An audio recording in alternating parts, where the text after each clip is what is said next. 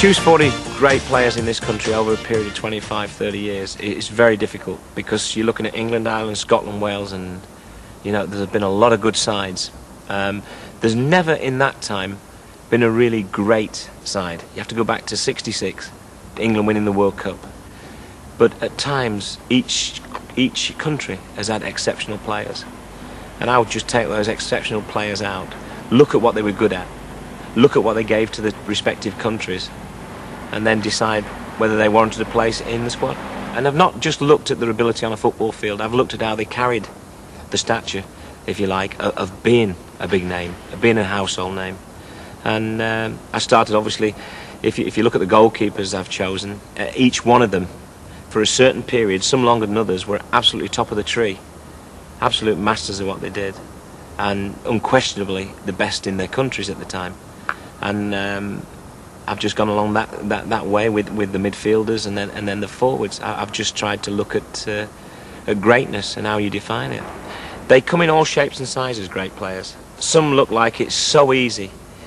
You go to George Best, for example. Everything he did, every time he got the ball, every time he moved, it was so fluent and it looked easy. And the same could be said of Glenn Hoddle and Gascoigne in a slightly different way. I don't think you're born to be a footballer, but some of them get the absolute maximum out of the ability they've got, and they learn to use their assets better than others. Paul Gascoigne is not quick, and yet he glides past people, he makes the ball, he tricks people with the ball. Glenn Hoddle passed the ball past people, and then because he was such a good passer, when they closed him down really tight, he then used to drift by them because he didn't really need electric pace then. He was tricking them again by pretending to pass it and doing a trick. Bobby Charlton was another one who just glided along. Dennis Law, Jimmy Greaves. So when you look at great players, the one thing they all seem to do is make their football look so easy. And yet, having played at the top level for the best part of 15 years, I can tell you it is not an easy place to play. But great players make it look easy. Best playing the pass as he was moving. Charlton going for a 1-2 and getting it! Oh, what a goal!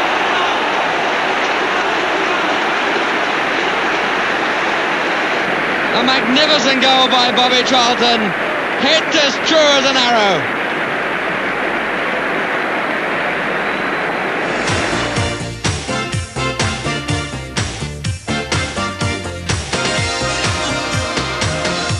Goalkeepers are a little bit like drummers in pop bands, you know. They don't conform. They're part of the team, a very important part of the team, but they always train separate for most of the training session. They only come in for the shooting and the odd games you have. They're such a specialised position, but such an important position in today's game. I mean, you cannot underestimate. No team ever wins anything, ever, without having a good goalkeeper. Certainly not a league championship, certainly not a World Cup. No chance. You've got to have the very, very best in there. If you've got a little problem there, maybe on crosses, maybe it's just on shot stopping, what we call shot stopping, maybe just on reading the game generally, then that will be exposed at the highest level. And we're talking about these players in this squad. They're all at the highest level. They all achieved as much as they could achieve. Oh, and that was Curtis bringing another fine save out of Shilton. He's kept them in the match twice now, the England goalkeeper. Goalkeepers can play for an awful long time. They need a little bit of luck, injury-wise. If they escape bad injury, I mean, unfortunately, Gordon Banks, who lost his eye in a car accident, totally away from football, he was very, very unlucky because he was still playing very, very well, still at the top of his career, on top of it very much for me. He could still be playing now. Ray Clemence was a very, very fit man. A totally different goalkeeper to Peter Shilton. One for Jordan to chase. Oh, it's come to in as well. Jordan, brilliant again. Popple, oh, and Clements. What a save. A double save this time. Peter Shilton was possibly the hardest trainer I've ever seen in my life. I mean, I used to get tired just watching him train. And, you know, when I'd finished shooting at him and he wanted some more, my legs wouldn't, I had nothing more to give. You know, I said, I can't even reach anymore. I mean, so he stayed at the top.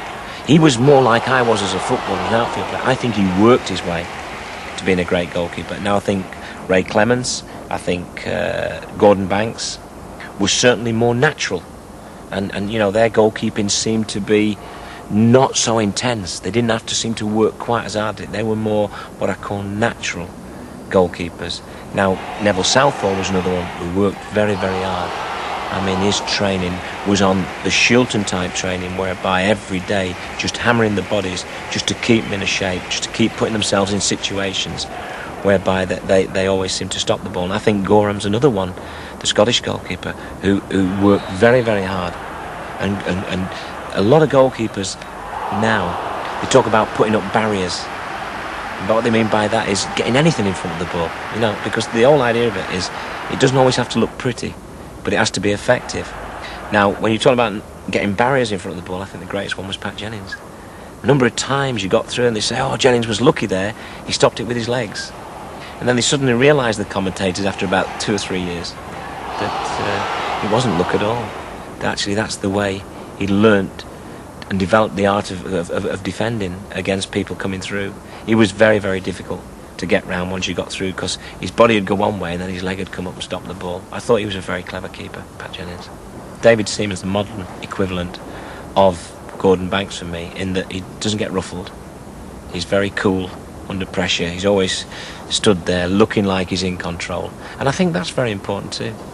I mean, a goalkeeper has got to be an actor of a kind and always calms you down if they're just saying, hey, you know, you go there, you do this, and you think, oh, this guy's in control of his penalty area. What's it to be? Barnes, great save again! What a super free kick though. Brilliantly struck by John Barnes, just clearing a wall that would have just crept in as well. That's a brilliant bit of play there, beating Hillier, and it might come for Gary Hour. Might come for Hours again. Oh, a terrific save by Seaman. That was just going to glance in off that post. And big David Seaman stretched that 6'3" frame of his just far enough to fingertip it away. A brilliant save from an excellent move. So all the goalkeepers in this squad, they were all pretty cool dudes, as they say, pretty much in control. Gave you a feeling that, oof, I'm glad he's in my team.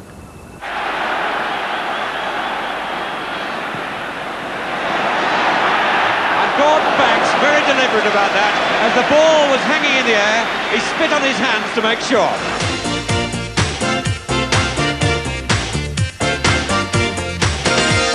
You will see in the terms of this squad just how football's changed defensively over 25 years. Probably been the greatest change from the Jack Charlton type defender, who was what we would call a stopper. You know, anything in the air, Jack, that's yours, get it away. Anything on the ground, Bobby, where are you? Bobby Moore, you look after that. And he could well look after that, could Bobby Moore, as we all know.